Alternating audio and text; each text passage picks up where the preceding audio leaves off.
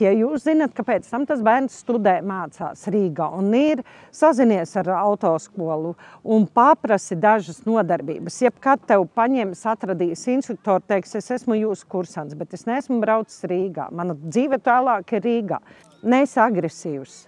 Ja tu redzi, ka kāds kaut ko dara īsti nepareizi ieņem joslu, jo viņš nesaprot vienības gatavē, kur nav līniju, kā tur tās joslas sadalās vai ko, nu neteorē uzreiz. Nekad nevajag kautrēties. Es arī vienmēr, ja es kaut kur nevaru izbraukt apakaļgaitā, es nekautrējos palūgt kādam palīdzību, un tas, kas to prot izdarīt labāk, viņš to palīdz un izdara.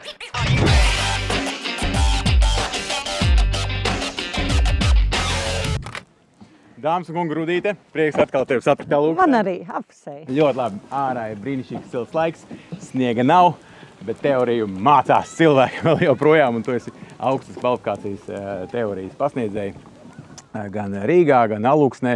Tas nozīmē, ka tu šīs atšķirības arī var sajust, kā tad cilvēki mācās, ko viņi apgūst un kā šīs zināšanas viņiem nodot, jo tā, ka nereti mēdz būt tā, ka šīs zināšanas teorētiskās varbūt ir grūti sastapt un pielietot arī kaut kur reģionos. Pieņemsim. Man šķiet, ka es zinu tikai vienu vietu Latvijā, kur ir tunelis un kur es esmu redzējis zīmi tunelis. Ja? Tas ir Aizkrauklē, manuprāt, ka nevienā citā vietā tā nav. Kas varbūt ir šīs grūtākās lietas un lielākie izaicinājumi apmācot šo teoriju? Nu, ja es ņemu Rīgu, tad tur man atliek nosaukt, iztēlojieties Čaka iela, iztēlojieties Brīvības iela, Avota iela vai vēl, un tad tu tikai bišķi pieliec klāt un visiem uzreiz, jā, sapratu.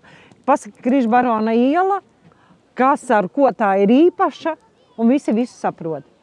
Ja es mācu Alūksnē, tas nenostrādās. Jo ne visi ir bijuši, un tie, kas arī ir, ne jau lasa ielu nosaukumus, ja tur iedziļinās kaut kādās niansēs.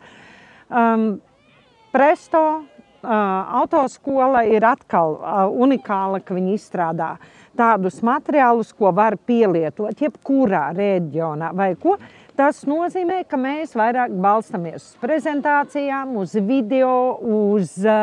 Man ļoti patīk vēl joprojām tāfele un flaumasters, nekas to nespēja aizvietot, ne Rīgā, ne Alūksnē, jo man patīk zīmēt, rādīt, pa knifiņam pielikt klāt, parādīt šīs atšķirības, ar ko tas atšķirās. Tātad mans ieguldījums būs bišķi lielāks, jo es nevaru pateikt vienkārši Križbarona iela, tad es viņu vizualizēju vai uz tāfeles vai prezentācijā video un rādu šīs kaut kādas nianses, bet ir ļoti svarīgi, lai viņam tas ir saprotams. Bet kur ir mazpilsētu plus, to, ko tu viņam māci, viņš viņu tā arī uztver, jo viņam nav ar ko salīdzināt, viņam nav tagad pēkšņi kaut kas jāiztēlojās, kā tur kāds par Rīgu braucot pārkāpt ceļu satiksmes noteikumus, viņam pie tā nevajag domāt. Viņš uztver, ja es pateicu, ka sabiedriskā transporta josla varbūt atdalīta ar pārtraukt vai nepārtraukt apzīmējumu, tur būs burtiņš, un tad tu drīksti, un tad tu nedrīkst iebraukt, viņš viņu tā arī uztver. Viņam nav tur, bet es atceros manējais, tur brauca, un kāda tur tagad šitais ir. Viņi uztver tos noteikumus tā, kā tas ir. Mīnus varbūt, ja ņemam Alūksne, te nav luksaforu, te nav ceļi, kur ir vairākas joslas vienā virzienā. Ja? Un tad tas ir jāizskaidro pamatīgi un kārtīgi. Un, ja kārto braukšanas eksāmenu Gulbenē, kas ir tuvākā vieta, kur viņi varētu kārtot, bet, piemēram, es zinu, tā kā es, kas ceļo, tad Alūksne, tad Rīga, vēl kaut kur es vienmēr viņiem saku, Presto ir plaša, liela, visur sasniedzama. Atbrauc uz Rīgu, paņem dažas nodarbības Rīgā, ja tu zini, ka tu gribēsi braukt arī pa šo pilsētu, lai tu praksē izjūti to teoriju, ko es tev tagad mācīju, kā tas ir atrasties uz tādām. To var izmantot ļoti labi. Tieši tā es gribēju prasīt, kā izvairīties, lai nebūtu šis šoks, ja tu nekad neesi braucis tur, kur ir luksafori, tur, kur ir vairākas joslas. Jā, jo es esmu redzējusi pat situācijas, kur nepareizi tiek saprast papildu sekcija. Kaut tā pati papildu sekcija, jo kas ir teikts, ja tu brauc papildu sekcijas atļautajā virzonā, priekšroka tam, kam pamatsignāls zaļš. Bet ja cilvēks dzīvo ikdienā pilsētā, kur pat nav luksa forsta, par kā papildu sekciju viņš atcerās uz teorētisko daļu, un viņš nokārto. Teoriju nokārtos ļoti labi, bet sastopoties ar to praksi, ko tu ikdienā nepielieto, neizmanto, var būt bīstamās situācijas. Tādēļ, mīļie kursanti, tie, kas skatās, kam vispār interesē, vecāki, kas sūtīja savus bērnus. Ja viņi mācās reģionos, viss ir kārtībā.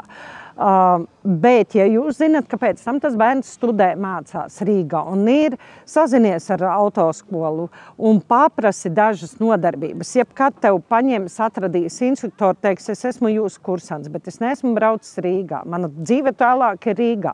Nepažēlojiet šo naudu, jo remontēt automašīnu, remontēt veselību, piedzīvot dažādas stresa situācijas ir daudz draņķīgāk nekā paņemt dažas braukšanas nodarbības un redzēt, kā tas izskatās uz ceļa.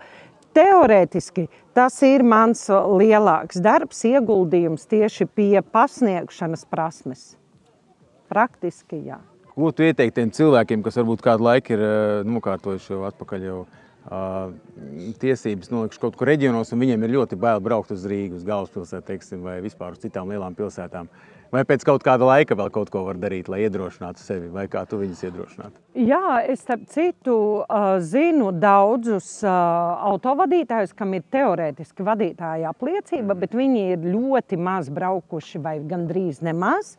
Un viņi jautā, zvana, vai tu nevari ieteikt kādu instruktoru, es gribu atsākt braukt, bet man ir tā baiļu sajūta.